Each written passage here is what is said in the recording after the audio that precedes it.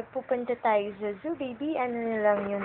Ano yung gusto mong ano yung ayaw mong animal?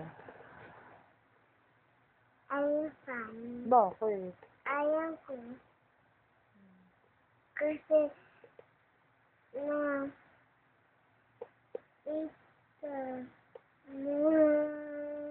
apakan tayo.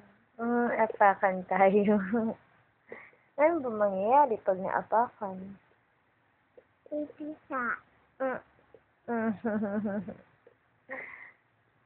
Eh, yung tiger, gusto mo? Ayaw ko, katakot yun. Nangangagat. Gat? Ano ba yung sabi ng tiger? Yeah. Hmm. Yeah. Yeah. Eh, anong animal yung gusto mo na lang sa zoo? Zebra. Wow! Saka?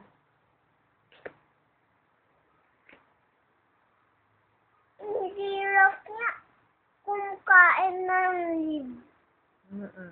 Yes. yung giraffe. Giraffe. Yun, gusto mo yun makita? Gusto.